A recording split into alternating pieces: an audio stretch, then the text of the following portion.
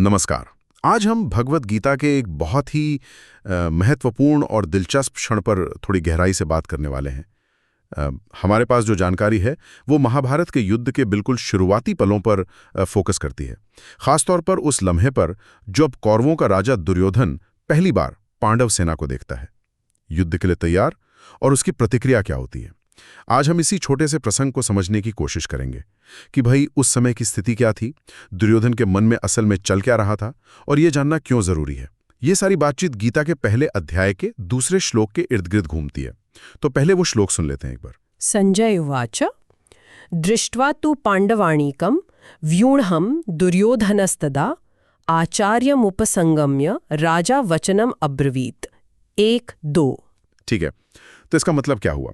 संजय जो धृतराष्ट्र को युद्ध का हाल सुना रहे हैं, वो कहते हैं उस समय पांडवों की सेना को व्यूह रचना में सजा हुआ देखकर, मतलब दृष्ट्वा तु पांडवानीकं व्यूढ़म, राजा दुर्योधन अपने आचार्य यानी द्रोणाचार्य के पास जाकर आचार्यमुपसंगम्य ये वचन बोला, राजा वचनम अब्रवीत।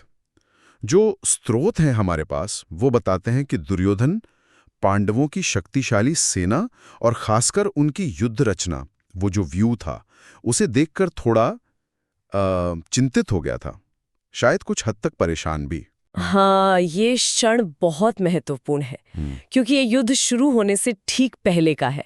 और दिलचस्प बात यह है कि जो पहली प्रतिक्रिया रिकॉर्ड हो रही है वो दुर्योधन की है, और वो भी अपनी सेना को देखने के बजाय पांडव सेना को देखकर, है ना। उसका ध्यान सीधा गया विपक्षी सेना की व्यूह रचना पर, और फिर वो तुरंत अपने गुरु द्रोणाचार्य के पास गया। ये जो क्रम है ना, देखना, सोचना और फिर आचार्य के पास जाना, ये उसकी मानसिक स्थिति को काफी हद तक खोल देता है। हाँ, और ये व्यूढ़म शब्द जैसा आपने कहा, इस पर थोड़ा और ध्यान देना चाहिए।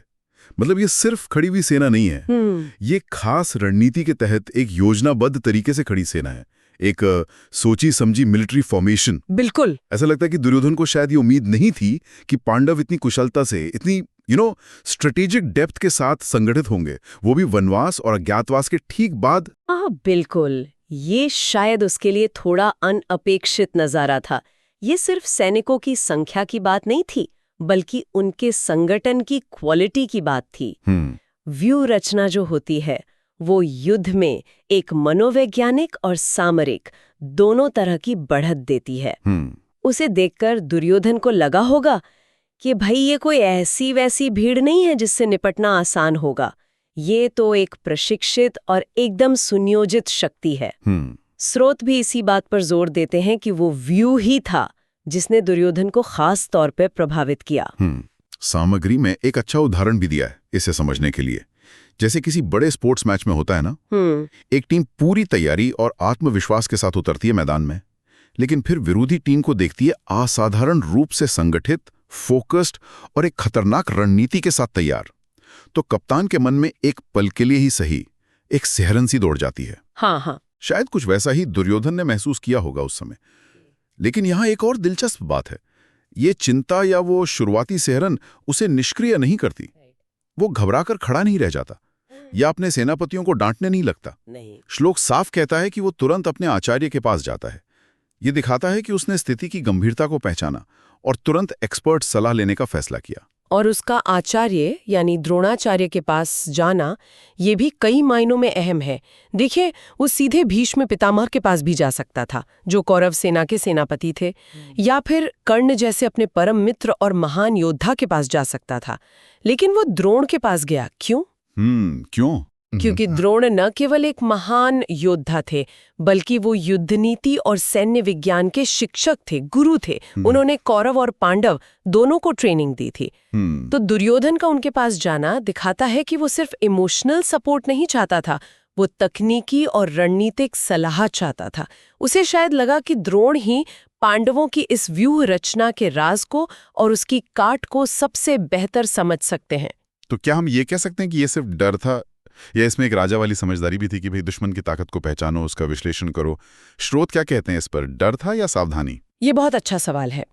देखिए, इसे सिर्फ डर कहना शायद थोड़ा सिंप्लीफाई करना होगा। हाँ, चिंता का भाव तो है, वो तो स्पष्ट है। श्लोक कहता है दृष्ट्वा वचनम अब्रवीत, देख कर बोला, यानी प्रतिक्रिया तुरंत थी। लेकिन तुरंत आचार्य के पास जाना एक रणनीतिक कदम भी है। ये दिखाता है कि वो स्थिति का आकलन कर रहा है। वो शायद द्रोणाचार्य से एक तरह की पुष्टि चाहता था कि क्या वो भी इस व्यूह को उतना ही गंभीर मानते हैं, अच्छा, या शायद वो अपनी रणनीति पर उनकी मोहर चाहता था।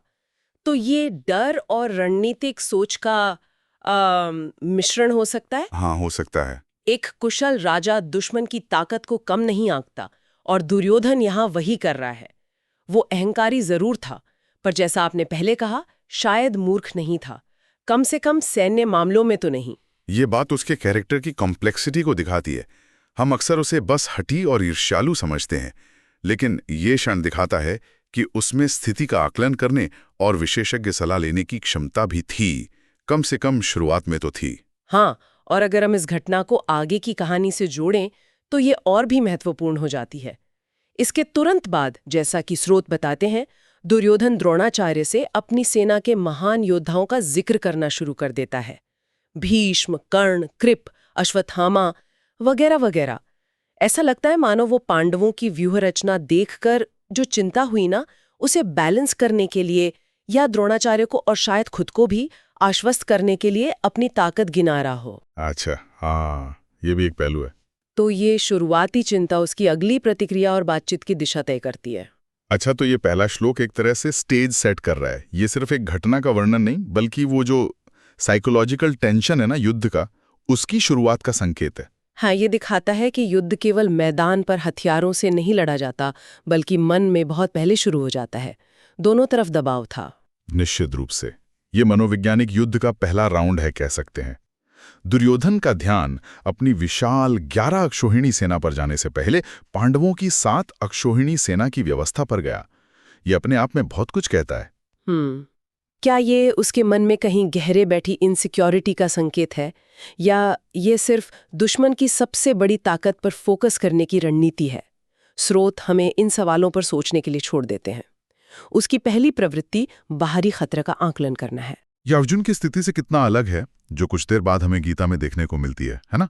अर्जुन की चिंता बाहरी नहीं है, वो तो आंतरिक है, अपने ही रिश्तेदारों से लड़ने का नैतिक संकट।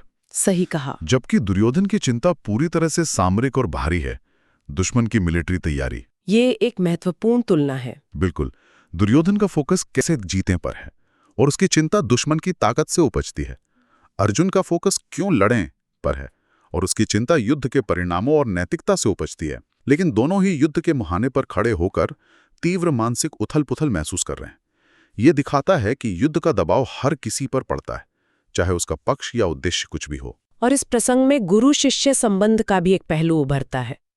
एक राजा जो अपनी सेना का सुप्रीम कमांडर है, वो युद्ध शुरू होने से ठीक पहले अपने शिक्षक से गाइडेंस लेने या कम से कम चर्चा करने जा रहा है। हाँ, ये उस समय की सामाजिक और सांस्कृतिक वैल्यूज पर भी रोशनी डालता है, जहां गुरु का स्थान बहुत ऊंचा था, यहां तक कि राजसत्ता से भी ऊपर कुछ मामलों में। हाँ, ये संबंध सिर्फ फॉर्मल नहीं था।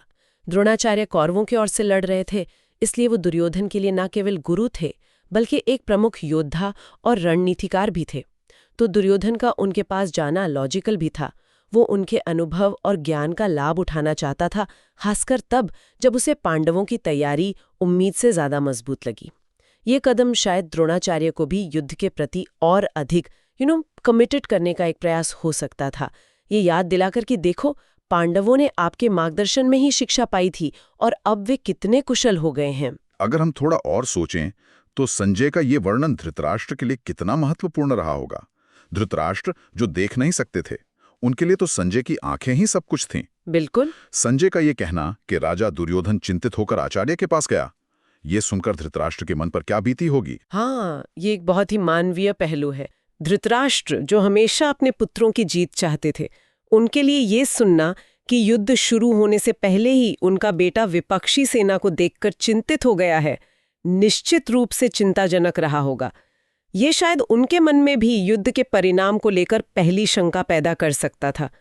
संजय का वर्णन सिर्फ फैक्ट्स का बयान नहीं है, वो भावनाओं और तनाव को भी धृतराष्ट्र तक पहुंचा रहा है।